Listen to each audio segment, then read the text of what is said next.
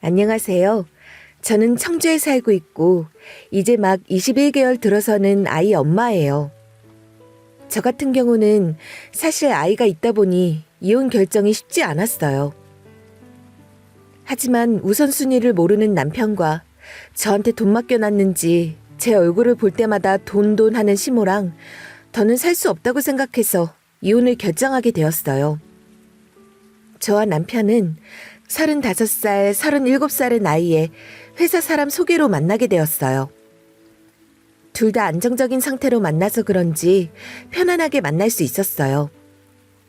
그렇게 저희는 연애를 시작하고 결혼을 준비하게 되었어요. 근거리에 시어머니가 살고 계셔서 결혼 얘기가 나올 때부터 자주 뵈러 갔었어요. 어머니, 예단은 어떻게 하는 게 좋을까요? 어머, 예. 요즘 무슨 예단이니? 그런 거 안 해도 된다. 그냥 너희가 잘 살기만 하면 되는 거야. 요즘 예단 받으면 촌스러운 거라더라. 나 그렇게 꽉 막힌 시어머니 아니다. 맞아, 언니. 요즘 예단하는 집이 어딨어? 그런 거 너무 틀에 박힌 사고방식 같아. 사실 결혼은 둘이서만 행복하면 된 거지. 예단이라니 너무 형식적이야. 시어머님도 시누이도 예단은 바라지 않는다고 얘기해서 그렇게 해야 하나 고민이 되었어요. 주변 친구들은 거의 다 하기도 했었고 막상 안 하면 나중에 뒷말을 들을 수도 있다고 들어서 부모님께 여쭤봤어요. 저희 친정은 다시 돌려주면 모를까 먼저 예단 보내야 한다고 하셨어요. 저도 그렇게 진행하는 게 좋겠다고 생각해서 약 1,000만 원 정도의 예산을 잡은 뒤 준비했어요. 만약 다시 돌려주시더라도 저는 보냈으니 나중에 할 말이 있겠다 생각했거든요. 사람 마음이란 게 매일매일 달라질 수 있으니 나중에 뒷말 안 들으려면 형식이라도 갖추자 라고 생각했어요. 예단 1,000만 원을 준비한 후 보내드렸어요. 아니, 예단 하지 말라니까. 했어? 저희 부모님이 그래도 하는 게 좋겠다고 말씀해 주셔서요. 그렇게 예단을 전달드리고 얼마나 돌려주시려나 생각했었어요. 하지만 예단 그런 거 고지식하다고 했던 시어머니와 시누이는 1,000만 원을 모두 가져갔어요. 심지어 거절 한 번 없이 말이에요. 원래 드리려고 했던 돈이긴 한데 그런 거 하지 말자고 해놓고 이렇게 홀랑 가져가니 당황스럽긴 했어요. 그리고 나서 저희는 별탈 없이 결혼식을 진행할 수 있었어요. 그렇게 신혼생활을 약 1년 정도 보내고 나서 첫째가 생겼어요. 남편이 항상 둘째까지 낳고 싶다고 해서 첫째를 빨리 낳았으면 했거든요. 첫째가 생기자마자 저는 다니던 회사를 정리하고 전업주부를 하게 되었어요. 첫째를 낳고 육아하는 도중 시누이의 결혼 소식을 듣게 되었어요. 만나는 사람이 있다는 것은 알고 있었지만 본격적인 결혼 준비를 하게 될 것이라고는 명절 때 처음 알았어요. 아가씨, 결혼하신다면서요? 축하드려요. 아가씨 나이가 27살인데 너무 일찍 결혼하시는 거 아니에요? 감사해요. 저도 좀 천천히 할까 생각했거든요. 그런데 지금 만나는 오빠가 저보다 5살 많아서요. 오빠 쪽에서 빨리 결혼하자고 난리예요. 본인이 아파트도 다 해올 테니 저는 그냥 몸만 오라고 하네요. 그래서 그냥 빨리 결혼하려고요. 아파트요? 어디예요? 잠실 부근에 있는 아파트로 알고 있어요. 어머, 그 집을 사온대? 같이 대출 갚아야 하는 거 아니야? 빚은 얼만데? 빚이 하나도 없대. 그리고 엄마, 내 신혼집이 얼마짜린 줄 알아? 자그마치 6억이야, 6억. 오빠네 집이 잘 살기도 하고 오빠가 재테크를 잘하더라고. 그래서 빚 하나 없이 6억짜리 아파트를 해온대잖아. 내가 남자 하나는 잘 고른 것 같아. 최근에 결혼한 내 친구들만 봐도 같이 대출 갚던데. 나는 6억짜리 아파트에서 신혼을 보내게 된다니 너무 좋아. 대단하네. 평수는 너무 좁은 건 아니야? 30평대 내가 벌써 물어봤지. 6억이라고 해도 24평 아파트면 좀 그렇잖아. 솔직히 30평대 정도에는 살아야지. 그럼 집은 넓을수록 좋지. 잠실 부근이면 우리 집이랑도 가깝네. 너무 잘 됐다. 신우이가 만나는 남자가 빚 없이 집을 해온다는 소식에 두 분 다 신나셨어요. 그렇게 신우이도 상견례 날짜가 잡혔죠. 저희 부부도 같이 가게 되었어요. 안녕하세요. 저희 아이한테 얘기 많이 들었어요. 듣던 대로 인상이 너무 좋으시네요. 감사합니다. 저도 아들에게 얘기 많이 들었습니다. 지연이 너무 밝고 예뻐요. 요즘 애들 버릇없고 어른들이랑 얘기하는 거 안 좋아한다고 하는데 지연이는 먼저 연락도 해주니 너무 고맙더라고요. 아무래도 집안 분위기라는 걸 보고 배우잖아요. 좋은 분위기에서 서로 이런저런 얘기를 나누게 되었어요. 그러면서 시어머니가 기분이 좋으셨는지 아파트 얘기를 하기 시작하셨어요. 저희 애가 사회생활한 지 얼마 안 돼서 모은 돈이 없어요. 그래서 남자 만난다고 했을 때 시집을 보내야 하나 고민이 많았거든요. 그런데 이사방이 아파트를 해온다고 하니 이제 걱정이 없어요. 요즘 빌라든지 전세로 시작하는 애들도 많은데 그런 곳은 너무 좁잖아요. 30평도 사실 아이가 없으니까 괜찮지. 아이 낳고 나서는 평수 한번 늘리긴 해야 할 것 같아요. 그런데 저희도 다 그렇게 평수 늘리면서 살아왔잖아요. 아이들도 잘할 거예요. 나는 회사랑 가깝기도 하고 근처에 공원 있는 게 너무 좋아. 신혼집으로 30평대는 너무 크지 않나요? 저희는 30평대 말고 다른 아파트를 고민하고 있었는데 그래도 아파트에서 살아야죠.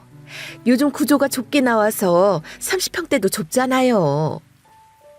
한동안 아파트 얘기만 하셨어요. 다행히 화기애애한 분위기가 지속되어서 따로 걱정될 것은 없었지만 한편으로는 좀 불안한 마음이 있었어요. 잠실에 있는 30평대 아파트에서 신혼을 보내는 거라면 더할 나위 없이 좋겠지만 6억 정도의 아파트면 혼수 채우는 것이나 예단 보내는 것도 만만치 않겠다 생각했거든요. 그런데 저 같은 고민을 하는 사람은 없었어요. 남편도 동생 시집 잘 간다고 좋아했거든요. 하지만 일주일 뒤에 일이 터지고 말았어요. 주말에 다 같이 모여서 이런저런 얘기하는 도중에 아가씨, 못 보던 가방이네요? 네, 오빠가 예물이라고 사줬어요. 결혼하니 비싼 가방도 생기고 너무 좋네요. 더 좋은 거 사지. 왜 이걸로 샀어? 요즘 애들은 1,000만 원짜리 가방 산다고 하던데. 난 이게 더 좋더라. 아참, 엄마. 오빠네는 예단으로 1억 정도 생각하고 있다고 했어. 아파트 안에 혼수 채우는 거는 혼수대로 하면 되고 그 외 예단으로 1억 정도면 되신다고 하시네? 뭐? 아, 1억? 아니, 무슨 요즘 시대에 예단을 하니? 그리고 예단을 해도 2천에서 3천만 원이지 1억을 달라니? 그 정도면 아들 가지고 장사하는 거 아니니? 뻔뻔스럽기도 해라. 그리고 우리가 당장 1억이 어디 있니? 너는 모은 돈 없어? 내가 모은 돈이 어딨어. 나 이제 돈 번 지 1, 2년밖에 안 됐는데. 그리고 신혼집으로 6억짜리 아파트 봤는데 1억 정도는 예단해야지. 엄마는 딸 시집 보낼 돈도 안 모으고 뭐 했어? 그냥 아파트 받지 마라. 6억짜리 아파트 해준다고 유세야 뭐야. 그리고 그것 때문에 예단을 1억이나 어떻게 하니? 그 정도 현금을 어디서 구해? 그냥 작은 아파트에서 시작해. 요즘 그렇게도 많이 하잖아. 벌써 사람들한테 나 6억짜리 아파트 신혼집으로 받는다고 얘기했는데 어떻게 그래? 그리고 집들이도 할 거라고 얘기했단 말이야. 대출을 좀 받든지 하면 되잖아. 엄마는 내가 구질구질한 집에서 신혼생활 했으면 좋겠어? 그리고 오빠 차도 새로 사준다고도 얘기했단 말이야. 그런 얘기를 왜 너 혼자 해? 그거를 감당 어떻게 하려고? 6억짜리 집 해준다는데 우리도 뭘 해가야 할 거 아니야. 그리고 나는 예물도 벌써 받았잖아. 오빠는 시계나 양복 안 해도 된다고 그냥 차 한 대 해달라고 하니까 그렇게 한다고 한 거지. 아 몰라. 1억 줘야 해. 이제 와서 돈 없다고 결혼 엎을 수도 없잖아. 그렇게 신우이의 난리로 시어머니는 대출과 할부를 이용해서 1억을 마련하셨어요. 혼수로 들어가는 비용은 물론 사위 중형차도 하나 사주셨는데 그것까지도 할부로 할 수밖에 없었어요. 그냥 경차 하나 사주면 되는 거 아니니? 무슨 준중형 아니면 중형차니? 그게 얼만 줄 알아? 그럼 어떡해. 벌써 해준다고 말 다 했는데. 그리고 경찰을 어떻게 예물로 줘? 엄마도 진짜 나 쪽팔리라는 거야 뭐야. 6억 아파트 때문에 상대방이 요구하는 게 생각보다 많았어요. 적은 비용이 드는 것도 아니고 혼수도 최고급에 예단 및 예물로는 1억 정도 요구했거든요. 그런데 날짜는 다 잡았고 주변에 얘기도 다 한 상태라서 결혼을 엎을 수도 없었어요. 그러니 안 해줄 수도 없고 시어머니는 울며 겨자 먹기로 요구하는 것들을 다 들어주셨어요. 그러다 보니 시누이 결혼식 날이 가까워질수록 시어머니는 점점 야유었어요. 아무래도 신경 쓰는 것들도 많아지고 돈은 돈대로 빠져나가니 힘드셨겠죠. 어머님이 신경 쓰시는 것 때문에 힘들어하는 걸 보니 마음이 안 좋았어요. 제 시어머니이기도 하고 걱정이 되어서 자주 찾아뵀어요. 어머니, 식사하셨어요? 이제 곧 아가씨 결혼식인데 요즘 힘드셔서 그런지 얼굴이 많이 야이셨어요.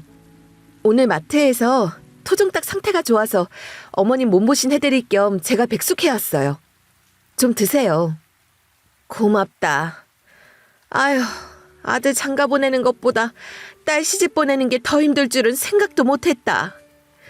그놈의 6억짜리 아파트가 뭐라고. 그리고 거기는 6억짜리 아파트 하나 해주고 바라는 게 뭐 그렇게 많냐? 요즘 기본이 4억이고 사실 대출 없이 6억이다 보니 적지 않은 돈이긴 하죠. 그리고 워낙 좋은 아파트잖아요. 그러니까 내가 다 맞춰줬지. 안 그랬으면 결혼 진행도 안 했다. 이렇게 상대 측에서 요구하는 대로 맞춰준 결과 결혼식은 무사히 마치게 되었어요. 그런데 시누이 결혼식 이후부터 시어머니의 짜증이 빈번해졌고 신경질적으로 얘기하실 때가 많아졌어요. 그리고 저희가 집에 갈 때마다 돈 없다고 우는 소리만 하셨어요. 아휴, 또 저 카드값 나가는 소리. 내가 진짜 하나 있는 딸년 시집 보내려고 빚이란 빚은 다 만든 것 같다. 아들보다는 딸이 도둑년이라는 말이 아주 딱이야. 할부금은 언제 다 갚니? 돈 나오는 구멍은 하나인데 나가야 하는 건 태산이니 아휴 아주 죽겠다 죽겠어. 어머니 이번에 손목 아프시다고 하신 건 좀 치료 받으셨어요? 어떠세요? 돈이 어디 있어서 치료를 받니? 병원비가 하늘에서 뚝 떨어지니? 차라리 죽는 게 낫지. 안부 인사를 드려도 항상 한탄만 하시면서 끊으시거나 짜증을 내는 날이 많아지셨어요. 그러다 보니 저도 어머님과 통화하는 거나 찾아뵙는 횟수를 줄이게 되더라고요. 하지만 적지 않은 돈이 한 번에 나가서 그러시는 거겠지 생각하며 이해하려 했었어요. 주말에 저희 집에 오신다고 해서 이것저것 음식을 만들면서 준비하고 있었는데 어머님이 들어오셨어요. 그리고서는 집을 구경하시더라고요. 예, 너는 벌써 여름 옷을 꺼냈니? 어머, 옷 많은 거 봐라. 나는 돈이 없어서 계절이 바뀌어도 옷도 못 사고 있는데 너는 돈 잘 버는 남편이 있어서 좋겠다. 어머니, 저도 일했잖아요. 그리고 아이 키우느라 저희도 힘들어서 아껴 쓰고 있어요. 저희 둘째 계획도 하고 있잖아요. 있지도 않은 둘째 걱정하지 말고 있는 시어머니나 좀 챙겨라. 나 죽어가는 꼴은 보이지도 않니? 너네 그러지 말고 엄마한테 매달 60만 원씩 용돈 좀 보내라. 갑자기 제 옷장을 보시면서 시비 거시는 듯이 말씀하시더니 결론은 본인 용돈 달라는 말을 하고 싶으셨나 봐요. 그러면서 대뜸 맡겨둔 돈처럼 달라고 하시는 모습에 황당했어요. 네? 60만 원이요? 어머니, 60만 원은 저희도 너무 부담스러워요. 그리고 저희도 외벌이잖아요. 남편이 적지 않게 번다고 해도 여유 있는 상황도 아니고 아직 아이도 어려서 제가 일할 수 있는 상황도 아니잖아요. 한 달에 60만 원 용돈은 어려워요. 너는 어떻게 시어머니가 힘들다고 용돈 좀 달라고 하는데 그렇게 딱 잘라 안 된다고 하니? 너는 내가 힘든 건 보이지도 않니? 매정하다, 매정해. 매달 60만 원은 좀 어렵고 30만 원은 보내드릴 수 있을 것 같아요. 어머니는 고민하는 것처럼 보이시더니 그 30만 원이라도 받자라고 생각하셨나 봐요. 흔쾌히 수락하셨어요. 알겠다. 그럼 30만 원씩이라도 좀 보내렴. 드리기로 한 돈도 아닌데 매달 60만 원씩 용돈을 달라고 하는 시어머니가 어이가 없었어요. 솔직히 저희 부모님은 돈 얘기를 안 하시기도 했고 어버이날이나 생신날 말고는 따로 용돈을 드린 적도 없었어요. 그리고 한 번도 용돈 달라는 말씀을 하신 적이 없었어요. 그런데 어머님은 본인이 힘들다고 당당하게 돈 달라는 모습에 화가 났지만 어떤 상황인지 알고 있으니 조금이나마 도와드리는 게 맞다 생각했어요. 그런데 저희 친정에 용돈을 하나도 안 드리는 건 마음에 걸리더라고요. 여보, 어머님 상황을 알고 있으니까 어머님께 30만 원 드리는 건 어쩔 수 없지만 우리 부모님께도 용돈 보냈으면 좋겠어. 30만 원은 우리한테 부담이 될 수도 있으니까 15만 원이나 20만 원이라도. 알겠어. 그건 당신이 정해서 보내드려. 이렇게 양가 부모님께 용돈 보내드리는 것으로 타협을 봤어요. 생활이 조금 빠듯하기는 했지만 그래도 용돈 드리는 것만으로도 뿌듯함을 느꼈어요. 저희 부모님은 너희 살기 바쁠 텐데 무슨 용돈이냐고 했거든요. 그런데 저희 시어머니는 30만 원도 적으신 건지 받으시면서도 툴툴거리셨어요. 그런 행동을 보니 드리고 싶지 않은 마음이 굴뚝 같았지만 참았어요. 그런데 저희 시어머니는 제가 60만 원은 안 된다고 하는 모습 때문인지 저를 대하는 게 예전과 달라졌어요. 확실히 시누이 결혼시키기 전보다 관계가 껄끄러워졌어요. 그렇게 시어머님과 대면대면 지내고 있는데 제 동생도 결혼할 거라는 소식을 들었어요. 결혼 준비가 어떻게 되고 있는지 물어보니 동생은 준비해야 할 것들이 거의 없더라고요. 지금 동생이 다니고 있는 직장에서 집을 제공해 준다고 했거든요. 이렇게 집 걱정이 없어지니 부담이 확 줄었어요. 저희 부모님도 그런 부분들 때문에 걱정되는 것이 없다고 하셨거든요. 동생도 착실하게 돈 모으는 스타일이었지만 지금 만나고 있는 여자도 돈을 많이 모았었어요. 그래서 양가 어른들 도움 없이 둘이 모은 것으로 결혼식을 해결했어요. 이렇게 동생 결혼식이 끝나고 나서 시어머니가 저를 부르시더라고요. 어머님 집에 가니 대뜸 동생은 돈 얼마나 썼냐고 물어보셨어요. 너희 동생 결혼할 때 돈 얼마나 들어갔니? 제 동생은 회사에서 집이 나오기도 하고 돈도 많이 모았어서 저희 부모님이 도와주신 건 없고 둘이서 해결한 것으로 알아요. 아무래도 아들 결혼이라 저희 부모님도 많이 걱정하셨는데 둘이 알아서 했더라고요. 그래서 돈도 그렇게 많이 안 들었다고 들었어요. 사돈은 좋겠다. 너도 그렇고 아들도 그렇고 가성비 좋게 출가시켰네. 내가 봤을 땐 그게 성공인 것 같다. 그럼 친정 부모님은 나가는 돈 없겠네. 굳이 친정 부모님께 용돈 보내드릴 필요 있니? 그냥 그 돈 나에게 주렴. 너도 알다시피 내가 좀 힘들잖아. 네? 어머님, 그건 어려워요. 지금 아이 어린이집 들어가면서 학원도 보내고 있고 둘째도 계획하고 있어서 생활이 빠듯해요. 저희도 돈 많으면 드리고 싶죠. 너는 결혼 편하게 해서 참 좋겠다. 우리 애비 같은 사람이 어디 있니? 이제 와서 얘기하는 거지만 솔직히 예단 1,000만 원은 너무 적었어. 다들 왜 이렇게 적게 받냐고 했을 때 그냥 넘어갔었는데 내가 그때 처음 결혼식 시키는 거라 시세를 너무 몰랐던 것 같아. 솔직히 시누이 결혼에 무리를 한 것 때문에 힘든 거지 제가 예단을 적게 해서 그런 건 아니거든요. 심지어 그때는 예단도 하지 말라 하셔놓고 이제 와서 이렇게 말씀하시는 게 기가 막혔어요. 어머니, 그때 저한테 예단 누가 하냐고 예단하지 말라고 하신 건데 제가 보내드린 거잖아요. 그랬지. 그런데 아무리 생각해도 너무 적은 것 같으니 9천만 원 더 보내라. 네? 그게 무슨...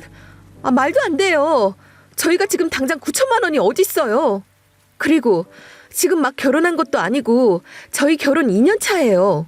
아이도 있고요. 지금 이러시면 안 되죠.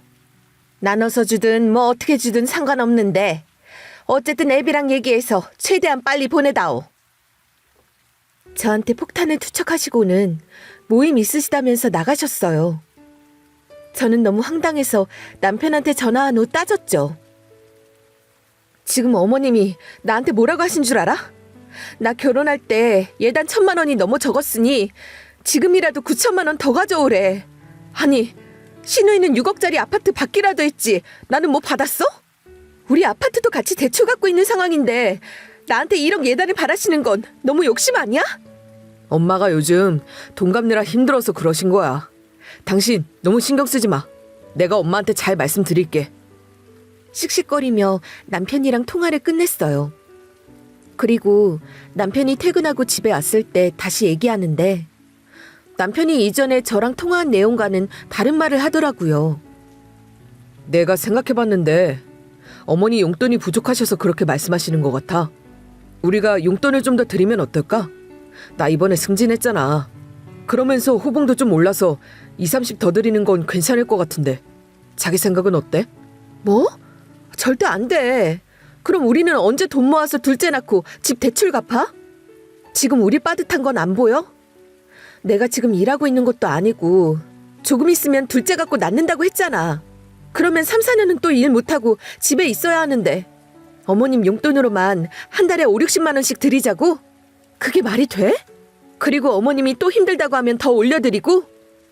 우리가 신의 예단 오고 갈 때 어떻게 하라고 말씀드린 것도 아니고 우리가 받은 게 있는 것도 아니잖아. 오로지 어머님이 결정한 사항인데 왜 우리가 잘못한 것처럼 돈을 드려야 돼? 그리고 막말로 신우이가 싼 똥을 왜 우리가 치워? 신우이한테 연락해서 갚으라고 해. 아니, 말을 왜 그렇게 해? 어차피 내가 힘들게 번 돈인데 그거로 엄마 용돈 좀 더 드리는 게 문제가 돼? 그리고 이제 막 결혼한 애한테 그런 얘기를 어떻게 해? 지금 당신이 엄마랑 단둘이 살고 있어? 그거 아니잖아. 우리 아이도 있고 둘째도 갖고 싶다며. 그거 생각은 안 해? 그리고 그 혜택 받은 건 신우니까 신우가 갚는 게 당연하지. 어쨌든 난 30만 원 이상 못 드리니까 당신도 더 이상 말하지 마. 결국 용돈도 더 올려드리지 않는 것으로 마무리가 되었어요. 그런데 남편한테 들었는지 시어머니한테 아침부터 전화가 왔어요. 예, 바쁘니? 아니요, 괜찮아요. 무슨 일이세요? 내가 생각해보니 9천만 원은 무리인 것 같구나. 사실 이렇게 운을 띄우시길래 사과하시는 것이구나 생각했어요. 순간적으로 하면 안 되는 말이 튀어나올 때도 있으니 그런 것 때문에 그렇게 말했다고 하시면서 사과할 거라 생각했어요. 하지만 전혀 다른 말이 들렸어요. 9천만 원의 반인 4,500만 원만 받을게. 내 계좌번호 알지? 거기로 보내주렴. 보내고 나서 연락 한번 하렴. 본인 할 말만 하고 끊으시더라고요. 너무 당황스러워서 정말 한마디도 못한 저한테 화가 났어요.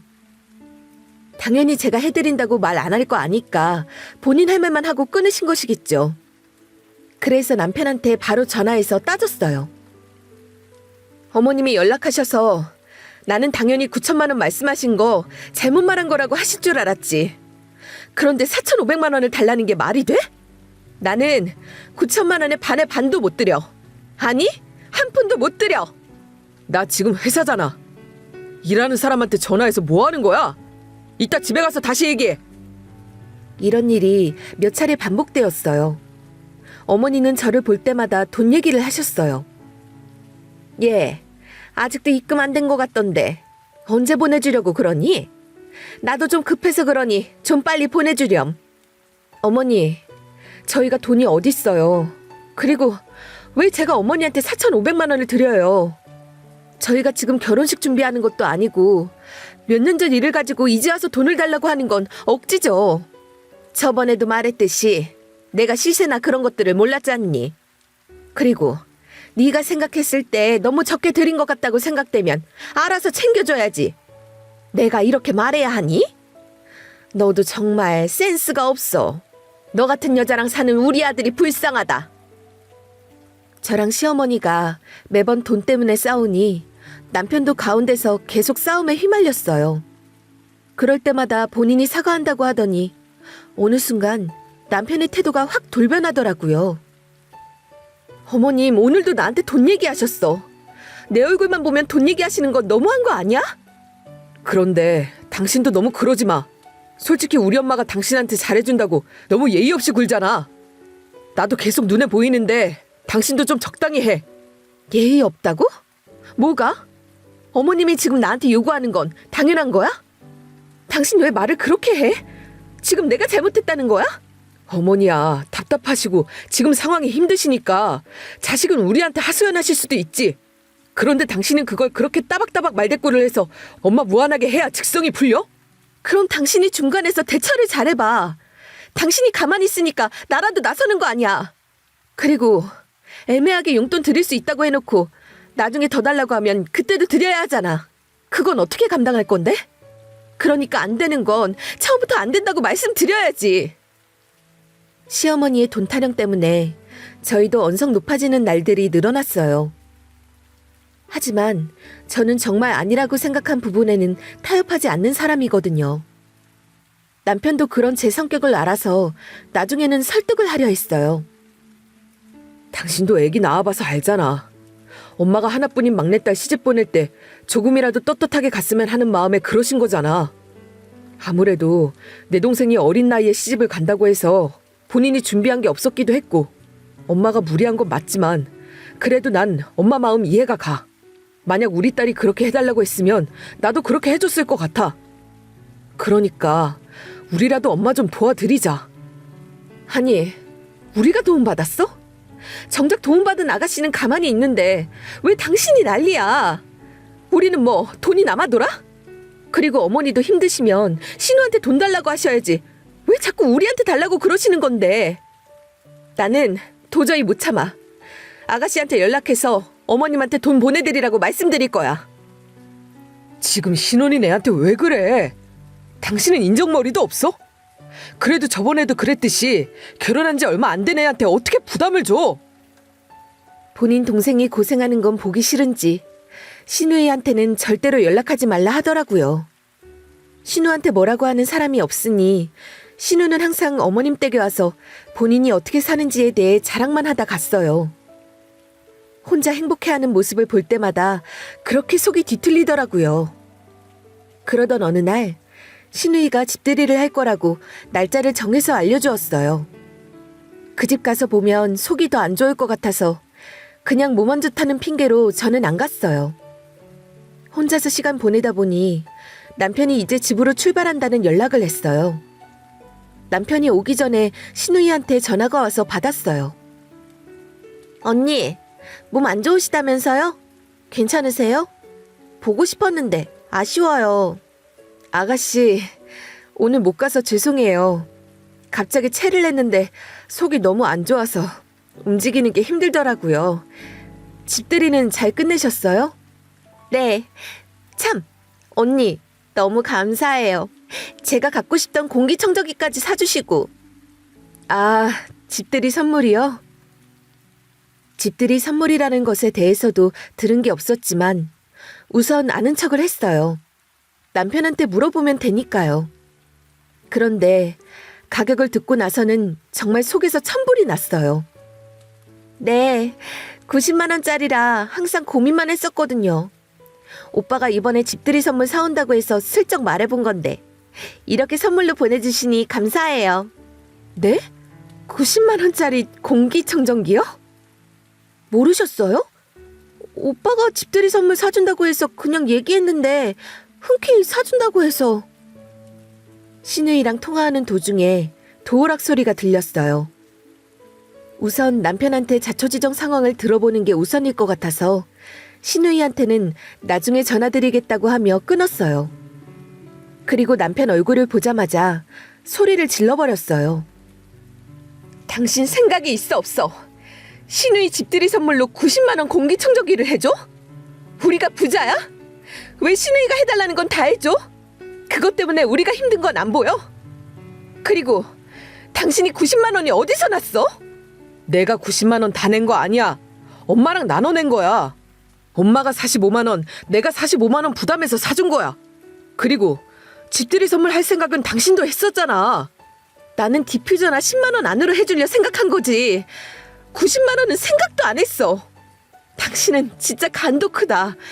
그리고 어머님은 우리 보면 항상 돈 없다고 하시면서 돈 없는 것도 아니었네. 그럼 우리가 용돈 더 드릴 필요가 있어? 당장 가서 공기청정기 환불 받던지 어머님 용돈을 그만 드리든지 해. 어떻게 그래? 그리고 선물 준 건데 그걸 어떻게 다시 가져와? 벌써 사용했을 텐데. 그리고 어머니한테도 우리가 용돈 드리기로 한 건데 안 드리는 것도 말이 안 되지. 이것도 안 되고 저것도 안 돼? 우리는 땅 파서 돈 벌어? 지금 나는 어떻게든 아껴 쓰려고 하는데 당신이랑 어머님이랑 그렇게 돈을 펑펑 쓰면 어쩌자는 거야. 도저히 안 되겠어. 환불 못 받겠으면 이제라도 어머님 용돈 그만 드리자. 남편한테도 통보하고 어머님한테도 말씀드렸어요. 그랬더니 펄쩍 뛰시더라고요. 용돈을 안 준다고? 그게 말이 되니? 아니, 늙은 시어머니한테 주는 돈이 그렇게 아깝니? 내가 300만 원을 달라고 했니? 3천만 원을 달라고 했니? 고작 30만 원 주면서 그것도 이제 안 주면 나는 어떻게 생활하라고? 요즘 소일거리 많아요. 그리고 저희도 이제 둘째 가질 거라서 30만 원 드리기도 어려워요. 그럼 어려움 없는 친정 부모님 용돈이나 드리지 말지. 왜 나한테 그러냐? 저희 친정 부모님은 그냥 너희 생활하는데 보태 쓰라며 안 받으셔서 저번 달부터 용돈 안 드리고 있어요. 친정이랑 나랑 상황이 같니? 너는 맨몸으로 결혼식 올려놓고 말만 잘한다. 우리 아들이 돈도 잘 버는데 내가 용돈 30만 원도 못 받니? 너는 그렇게 살면 안 된다. 저는 굴하지 않고 용돈 더 이상 안 드린다고 말씀드리고 집으로 돌아왔어요. 그리고 나서 별다른 말씀이 없으셔서 잘 지나갔구나 생각했어요. 하지만 그게 아니었어요. 남편이 저 몰래 어머님께 용돈을 드리고 있었더라고요. 원래 드리던 30만 원이 아니고 심지어 2배인 60만 원을 보내고 있었어요. 저희 집에 컴퓨터가 하나 있어요. 종종 남편이 저한테 이체해야 하는 부분들을 부탁하거나 남편 은행 서비스를 대신해 줄 때가 있거든요. 아이 교육비를 송금한 후 우연히 남편 계좌를 보게 되었어요. 그런데 생각보다 너무 적은 금액이 있는 거예요. 순간 이 사람 딴짓하고 다니는 거 아니야? 나는 불안감을 느끼면서 통장 내역을 살펴봤어요. 그런데 거기에 매달 26일마다 어머니 용돈으로 돈이 나가고 있었어요. 무려 60만 원이요. 저는 제가 숫자를 잘못 센 줄 알고 몇 번이나 다시 셌는지 몰라요. 그런데 60만 원이 맞더라고요. 너무 기가 차니 저도 모르게 실소가 나왔어요. 남편한테 통장 내역을 사진 찍어 보내니 바로 전화가 오더라고요. 당신을 속이려고 말 안 하고 보낸 건 아니고 어머니가 너무 힘들어하셔서 조금이라도 도와드리고 싶어서 그런 거야. 아니, 우리 집안의 돈을 왜 당신 마음대로 결정해서 보내드려? 우리 둘째 만들어서 키우려면 더 아껴 써야 한다고 했잖아. 지금 둘째가 생긴 것도 아니고 언제 생길지도 모르는데 당신도 이렇게 스트레스 받는 거 우리 그냥 둘째 갖지 말자. 엄마 용돈도 드려야 하고 우리 생활도 해야 하니까 첫째만 잘 키우는 게 좋을 것 같아. 지금 어머니 용돈 드려야 하니까 둘째를 낳지 말자고? 당신한테 어머님이 이렇게 중요한지 내가 몰랐네. 그럼 나랑 이혼하고 어머님이랑 살아. 무슨 이혼이야. 절대 안 돼. 지금 내가 당신이랑 이혼하고 싶다고 했어? 지금 우리 상황이 안 좋으니까 둘째는 낳지 말자는 거지. 그러니까 당신 둘째 안 갖는다고 하는 이유가 어머님 때문이잖아. 솔직히 어머님이야 나이도 있으신 분이니까 이해할 수 있는 부분들이 있어. 그런데 당신은 그러면 안 되지. 당신은 내 편이어야지. 근데 당신이 내 편이었던 적이 있어? 맨날 어머님 편만 들었지. 나 더 이상 당신이랑 못 살아. 왜 맨날 나만 아등바등 돈 모으면서 살아야 해. 당신이나 어머니나 펑펑 쓰면서 사는데. 우리가 언제 펑펑 쓰면서 살았어? 그리고 솔직히 내가 버는 돈이잖아. 내 맘대로 하지도 못해? 결국 본심이 나오더라고요. 남편은 본인이 버는 돈으로 시어머님을 편안하게 해주고 싶은 거였어요. 제가 아껴 쓰느라 힘든 건 생각도 안 하고요. 아무리 아껴 써도 남편이 안 바뀌면 우리 생활에 변화가 없겠더라고요. 시어머님을 보면 밑 빠진 독에 물을 붓는 기분이라 더 이상 못하겠다고 생각했어요. 그러니까 이혼하고 어머님한테 돈 갖다 드리면서 살라고! 그랬더니 남편이 집에 와서 무릎 꿇고 싹싹 빌면서 이혼은 안 된다고 하면서 자기가 잘하겠다고 했어요. 미안해. 내가 잘못했어. 엄마가 계속 힘들다고 말씀하셔서 엄마한테 더 해드리고 싶었던 거야. 그런데 진짜 당신이 싫다고 하면 안 할게. 우리 애도 있는데 어떻게 이혼을 해? 만약 아이가 없었다면 저도 단칼에 남편이랑 갈라섰겠지만 아이한테 무슨 죄가 있겠어요. 그리고 남편도 아이한테는 좋은 아빠였거든요. 그래서 더 이상 시어머님 용돈 드리지 않는 방향으로 마무리하고 말았어요. 하지만 남편은 계속해서 저를 속이고 있었어요. 제가 이혼한다는 강수를 두니 어머님한테 연락해서 당분간 계좌이체로는 못 드리겠다 했나 봐요. 그 뒤로는 현금을 다발로 뽑아서 드렸더라고요. 그 사실도 남편이 과속을 내서 과태료를 내라는 명세서를 처리하다가 알게 된 사실이었어요. 과태료 날짜가 얼마 안 남아서 남편 공인인증서로 로그인해서 처리했어요. 그러다 순간 또 어머님께 용돈 드리고 있는 거 아니야? 생각해서 어머님 성함을 검색했어요. 그런데 나오는 게 없더라고요. 그래서 진짜 용돈 안 드리고 있나 보다 생각하고 컴퓨터를 끄려고 했는데 촉이 이상한 기분 아시나요? 그래서 한 번 더 통장 내역을 살펴봤어요. 남편 월급날이 25일인데 26일, 만약 주말이 껴있는 경우에는 27일 정도에 60만 원씩 출금을 했더라고요. 저한테는 용돈 안 드린다고 말했으면서 몰래 현금으로 드리고 있었어요. 시어머니야 남편이 입단속을 했으니 저한테 말하지 않은 거겠죠. 그래서 남편한테 합의 이혼할래, 이혼 소송할래 라고 문자를 보냈어요. 바로 전화가 왔어요. 그게 무슨 소리야? 이혼이라니. 당신 현금으로 뽑아서 어머님 드리면 내가 모를 거라고 생각했어? 그럴 거면 왜 나한테 미안하다고 했어? 미안한 거 아니었잖아. 그냥 그 상황만 모면하려고 했던 거잖아. 그냥 좀 넘어가면 안 돼? 그걸 또 그렇게 찾아내서 따져야 해? 처음에는 미안하다고 했던 남편이 이제는 적반하장으로 나오더라고요. 그래서 남편한테 나는 친정으로 갈 거라고 말하고 아이 짐이랑 아이랑 같이 친정으로 갔어요. 저희 부모님께 연락을 드리지 않고 방문하니 두 분 다 놀라신 얼굴이었어요. 그리고 여태까지 있었던 일들을 말씀드리면서 이혼을 할 거라고 하니까 두 분 다 당황하셨어요. 그래도 애도 있는데 이혼은 좀 그렇지 않니? 너 혼자 애 키우는 것도 힘들 텐데 직장은 어떻게 잡으려고? 저번에 어머님한테 용돈 60만 원씩 드릴 때 생활이 좀 빠듯해서 집에서 할 수 있는 알바하면서 틈틈이 돈 모았어. 그리고 이번에 아는 언니가 창업해서 거기에서 같이 일하게 됐으니까 생활비 걱정 안 해도 돼. 내가 우리 애기 데려와서 키워야 하니 나도 일할 수 있는 곳을 찾아봤지.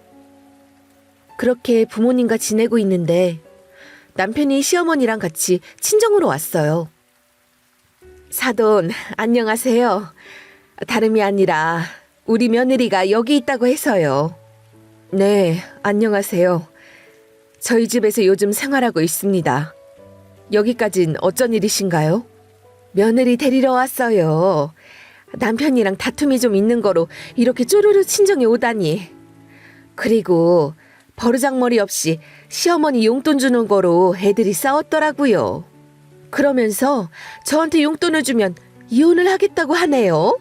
이게 말이 되나요? 상황 들어보니 사돈이 벌이신 일로 저희 아이가 고생을 하고 있는 것 같던데요. 부모가 되었으면 아이들 잘 살 수 있도록 도와줘야 하는 거 아닌가요? 아니, 가족이 되었으면 힘든 부분도 같이 감당해야죠. 본인 힘들다고 그렇게 쉽게 이혼하겠다고 하면 어떡해요? 애들이 없는 것도 아니고 너무 무책임하잖아요.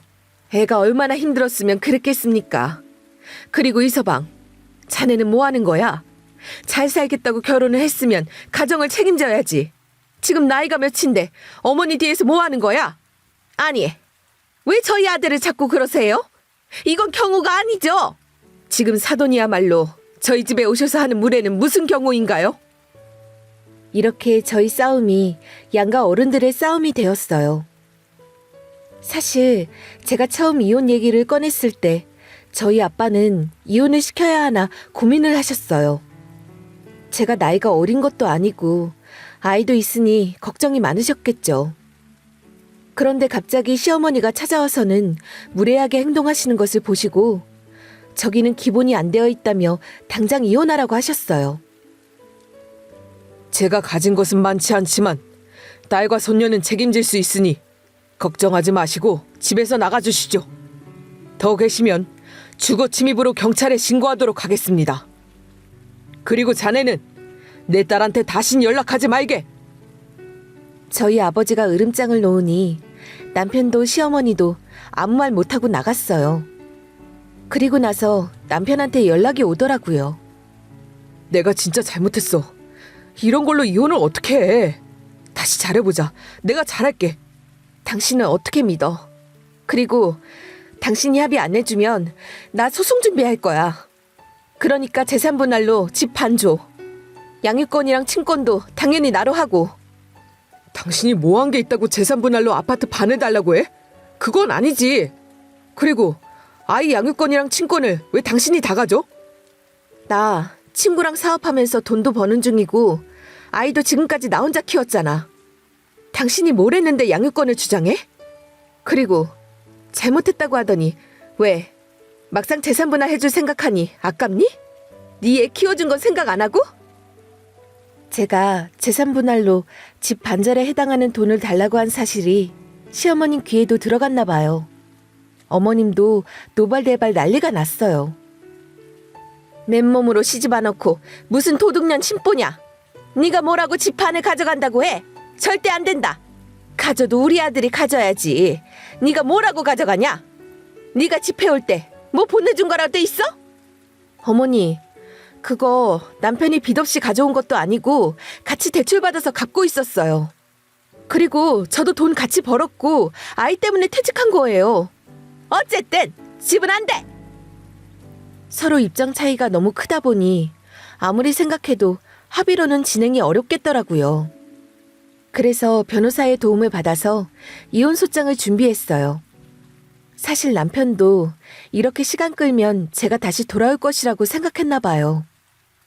하지만 저는 마음이 돌아선 상황이어서 다시 남편이랑 살고 싶은 생각이 하나도 없었어요. 그렇게 이혼 소장을 보내니 남편이 정말 안 되겠다 생각했나 봐요. 그때부터 매일매일 전화해서 울고불고 잘못했다고 비는데 목소리도 듣기 싫어서 전화도 차단했어요. 저희 시어머니도 막상 아들이 이혼남 되게 생겼으니 급하게 저한테 사과하셨어요. 예, 내가 잘못했다. 무슨 이런 것 때문에 이혼을 하니? 그리고 내가 용돈 달라고 더는 안 할게. 내가 잘못했다. 하지만 시어머님 말도 귀에 안 들어왔어요. 또 이렇게 넘어가면 이런 일이 또 생길 것 같았거든요. 어머니, 이제 남편 데리고 사시면서 용돈 많이 받으시면 되잖아요. 몸만 온 며느리 뭐가 예쁘다고 다시 오라고 하시는지 모르겠네요. 그리고 다시는 연락하지 않으셨으면 좋겠어요. 그렇게 시어머니 전화도 차단했어요. 결국 저희는 이혼을 진행하게 되었어요. 제가 아이를 낳기 전에는 같이 돈을 벌었었고 아이가 생긴 뒤로 퇴직한 후 육아를 한 것이어서 이런 부분 기여를 인정받아 재산분할 50%를 받을 수 있었어요. 그리고 집 대출도 같이 갚고 있는 상황이었거든요. 그렇게 집 50%는 안 된다고 난리를 치더니 그렇게 판결이 나오니 망연자실한 표정도 볼만했어요. 여태 아이를 저 혼자 양육했으니 양육권과 친권 모두 저한테 왔죠. 이렇게 남편과 헤어지고 나서 창업한 사업이 자리를 잘 잡아서 매달 안정적인 수익을 벌 수 있게 되었어요. 오히려 남편을 버리니 좋은 일들만 생기더라고요. 남편은 저한테 재산 분할로 집값 50%를 준 후 시어머님이랑 같이 생활하고 있다고 들었어요. 그리고 건너들으니 신혼에도 불안불안하다고 했어요. 우리 시어머니는 뭐 해준 것도 없으면서 감나라 배나라 하는데 6억짜리 아파트 해준 집은 얼마나 요구하겠어요? 안 봐도 비디오죠. 시댁살이를 엄청 시켜서 이혼 직전이라고 들었어요. 시어머님은 자녀 둘 다 이혼하게 생겼으니 근심이 가득하겠죠. 솔직히 쌤통이라는 마음이 들어요. 나한테 그렇게 맨몸으로 왔다고 뭐라 하시더니 1억이나 해간 시누이도 저랑 별다른 게 없더라고요. 빚은 빚대로 생겼지 시누이도 이혼하게 생겼으니 속에서 천불이 나고도 남죠. 예전이야 저한테 분풀이하고 짜증도 냈겠지만 제가 없는 이제는 누구한테 화풀이를 하겠어요? 조금이라도 더 같이 살았으면 저는 시어머니의 감정 쓰레기통이 되었을 거예요. 그거 생각하면 한시라도 빨리 헤어져서 다행이라는 마음이 들어요. 사실 누구나 돈이 많으면 좋고 손해도 덜 보는 게 최고지만 세상살이가 그렇게 되지는 않죠. 그렇다고 해서 다른 사람에게 분풀이를 해도 되는 건 아닌데 그걸 모르는 사람이 많은 것 같아요. 시어머니도 남편도 저를 놓친 것에 대해서 땅치고 후회하고 있더라고요. 그런데 후회는 그들의 몫이고 저는 요즘 하루하루가 너무 행복해요. 부모님이랑 같이 육아를 하니 힘든 것도 덜하고 사업도 잘 돼서 부모님이랑 아이랑 같이 여행도 다니면서 즐기고 있거든요. 저는 지금이 제 인생의 황금기 같아요. 나이도 적지 않아서 이혼에 대해서 두렵게 생각한 적도 많이 있었어요. 그런데 막상 하고 나니 홀가분하기도 하고 돈 때문에 싸울 일도 없으니 지금 더 행복하게 생활하고 있어요. 제 마음이 편안하니 저희 아이도 안정을 되찾는 것 같아요. 남편이랑 같이 살 때는 적지 않게 싸움도 해서 아이가 많이 불안해했었거든요. 지금 아이 얼굴이 더 밝아져서 좋은 결정이었다고 생각해요. 저의 긴 이야기를 들어주셔서 감사해요.